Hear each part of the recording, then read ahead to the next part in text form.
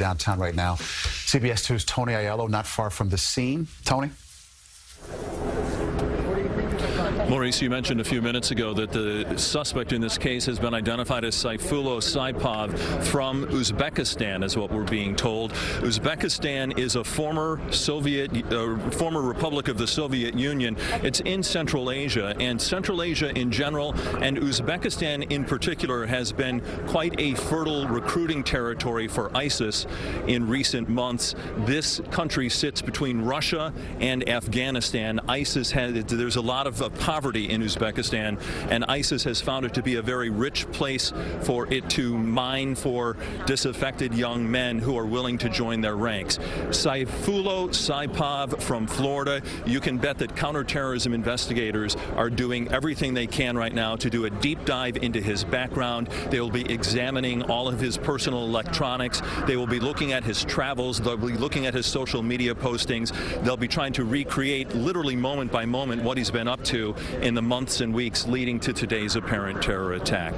This neighborhood rocked once more 16 years, 1 month, and 20 days after the terror of 9/11 in 2001. Terror strikes again. This woman has lived through both of these attacks. Doris Denizard, 42 years in this neighborhood. Yes. How are you feeling this afternoon knowing that someone has committed another act of terror and 8 people have died? Very, very bad. You know, it's very upsetting after living through 9/11 and seeing people dying and jumping out of windows, and then now somebody being killed just for the heck of it. I could have been there because I walk around the neighborhood free and feel, you know, safe. Some people left the neighborhood after 9/11. You stayed. Yes, I did stay. You love this neighborhood. Yes, I do. In fact, I was one of the first to move around here. Tribeca was not Tribeca when I moved here.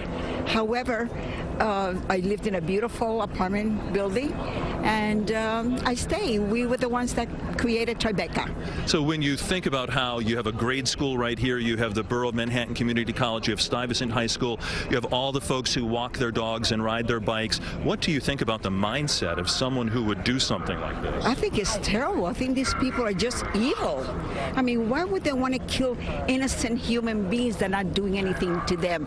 Maybe because we're different than them. So were you at home when this happened? How did you become aware of what had happened? Of what happened today? Just when I was at the Jewish, one of the diners here, somebody got a phone call and mentioned something about the incident. Your heart must have sank. Oh, I jumped, but I couldn't get the full report. So I happened to go to church, and on my way back, that's when I found all this commotion, and I've been asking people what really happened because I have no idea. So I'm very, very upset, of course. You're going to see a much increased police presence in the neighborhood. Will you alter your routine in any way in the aftermath of this? I don't think so, because if it's going to happen, it's going to happen, no matter which way I go. You know, it's going to happen. All I got to say, I pray that God will protect me. Well, you're praying that God will protect you, and I'm sure you're praying for those who were... Of course. Oh, definitely, definitely. I mean, after 9/11, we went through a lot. And then after that, we had a blackout. And so we have gone through a lot in this neighborhood. But we are Tribecans, and we have survived. We're New Yorkers, and we stick with each other. New Yorkers are survivors. We've been through a lot. We get through it together, right? We will. We're New Yorkers, and we're Americans. We love this country, and no matter what, we're going to be stinging. Doris Denizard, thank you so much for your time.